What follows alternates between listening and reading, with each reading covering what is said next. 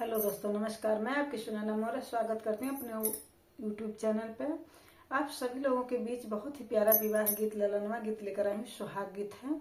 आप लोग जरूर सुनिएगा। यदि हमारा ये सुहाग गीत अच्छा लगे तो आप लोग लाइक सब्सक्राइब ज्यादा से ज्यादा शेयर करिएगा। अगर ना लगे तो मत करिएगा। अरे रोई रोई बेटी पूछे सोना मोरे बाबा, अरे सोना मोरे बाबा, अरे कैसन रीतिया रिवाज रे लालनवा, अरे कैसन रीतिया रिवाज रे लालनवा, अरे माई के कोखिया में दुई रे लालनवा, अरे दुई रे लालनवा, अरे एक बहिनी एक भाई रे लालनवा, अरे एक बहिनी एक भाई रे लालनवा, अरे भैया के भाईले में बाजला बधाइया,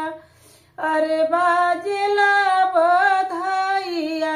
अरे बेटी भैले मनवा उदास रे लालनवा, अरे बेटी भैले मनवा उदास रे लालनवा, अरे धिया भैले मनवा उदास रे लालनवा,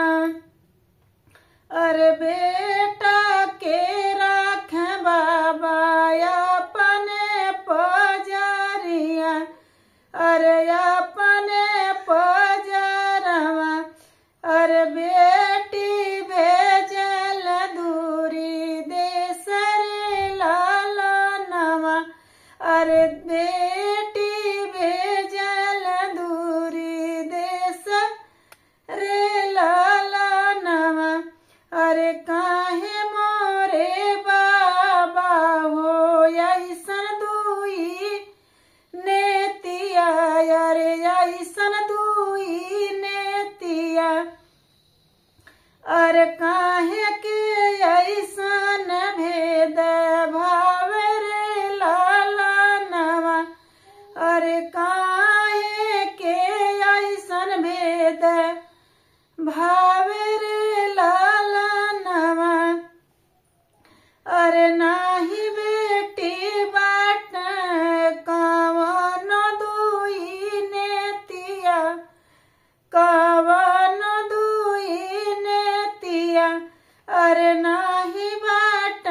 कवनो भेद भाव रे लालनवा, अरे नाही बाट कवनो भेद भाव रे लालनवा, अरे तोहरे जाना में बेटी बाजला बधाइया, अरे बाजला बधाइया, अरे खुश भइल घरवा के लोग रे लालनवा, अरे खुश भइल पापा तुहार रे लालनवा, अरे खुश भइल पापा तुहार रे लालनवा, अरे बेटी बियाह कई के जाली दूसर घरवा, अरे जाली दूसर घरवा, अरे इह गुने बाटिला चार रे लालनवा, अरे यही गुने बाणी हमला चार रे लालनवा, अरे इह बेटी रीतिया रिवाज रे लालनवा, अरे इह धिया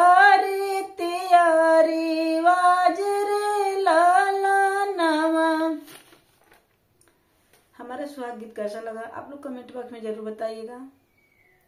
यदि अच्छा लगे तो आप लोग लाइक सब्सक्राइब ज्यादा से ज्यादा शेयर करें और कमेंट बॉक्स में जरूर बताएं कैसा लगा। बहुत बहुत धन्यवाद।